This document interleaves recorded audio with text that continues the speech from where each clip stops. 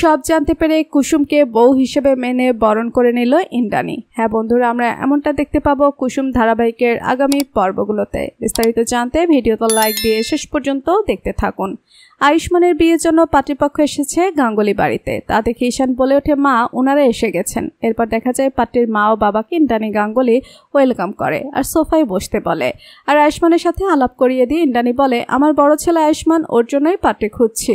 তখন পাত্রীর বাবা তো অবাক হয়ে যায় আর বলে ওঠে, ওনাকে চিনবো না? উনি তো আপনাদের অ্যাডে পাত্র হয়েছিলেন। একথা শুনে চমকে ওঠে ইন্দ্রাণী। আর ঠিক সেই সময় কুসুম চায়ের কাপ নিয়ে হাজির হয়। কুসুমকে দেখে কাকিমণি অমনি বলে ওঠে, এই তো অ্যাডের পাত্রীও এসে গেছে। তখন কুসুম চমকে ওঠে।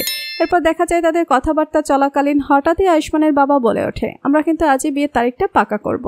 এই কথা শুনে চমকে ওঠে কুসুম। আর চা দিতে এসে কুসুমের হাত থেকে কাপ প্লেট একেবারে মাটিতে পড়ে ভেঙে যায় আর জোরে শব্দ হয়। সবাই কুসুমের দিকে তাকিয়ে থাকে। তবে কি কুসুম পারবে শেষ পর্যন্ত নিজের স্মৃতির সিঁদুর রক্ষা করতে, নাকি আবারও আর 5টা ধারাবাহিকের মতন এবার এখানেও দেখানো হবে দুখানা বইয়ের কাহিনী? তোমাদের কি মতামত লিখে জানিয়ে দাও কমেন্ট করে। পরবর্তী আপডেট সবার আগে পেতে সাবস্ক্রাইব করুন আমাদের চ্যানেলটি।